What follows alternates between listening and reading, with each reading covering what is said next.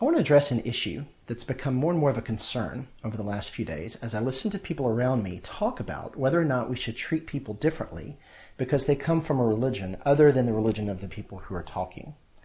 This is a concern of mine because as a person who does not hold to one particular faith or another, in a culture that is largely defined by its faith, religious freedom is something that's very important to me. But religious freedom doesn't mean only ensuring that your people and your kind are free to do as they please. The only way for you to be free to worship as you please is if you also ensure that others are free to worship as they please, or are free to not worship at all. It cuts both ways. It's not really freedom if it's only freedom for you. So, as I listen to the people around me talk about whether or not we should treat people differently based on their religion, it seems to me that it's time to have a quick little civics lesson. Basic to American democracy is this idea of pluralism, specifically religious pluralism, which says that the public square has to remain neutral towards matters of religion. It can't pick sides, or else it's no longer fair.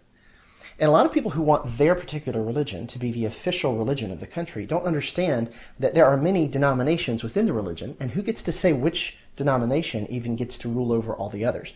That was a fight that was fought early on in the framing of our Constitution. The early framers of the Constitution understood that they had to separate religion and government because they don't play together very well. This is the same fight that we're fighting now. People are wanting to make a religious test for citizenship in the United States.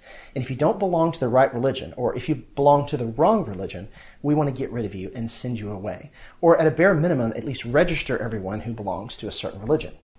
That's a terrible idea. You don't understand how this works. I grew up in a very conservative educational background, but even I was taught that freedom and security exist almost on a sort of seesaw, so that if one is increased, the other one is decreased, and the goal is to have a balance. If you have total and complete freedom, then there's no security at all.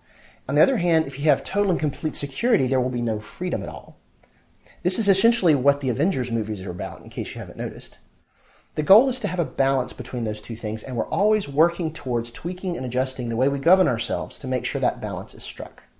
A friend of mine who's a Christian said something on social media that I totally agree with. He said, "The day that Muslims are required to register as Muslims in this country is the day that I register myself as a Muslim."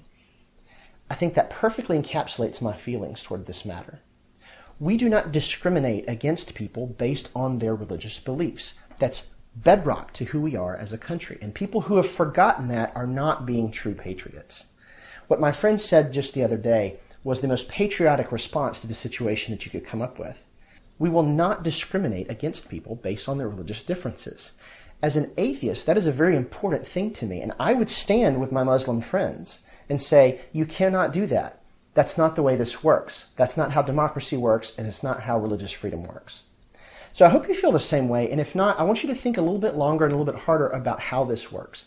It's not really religious freedom if it's only freedom for your kind to do as they please.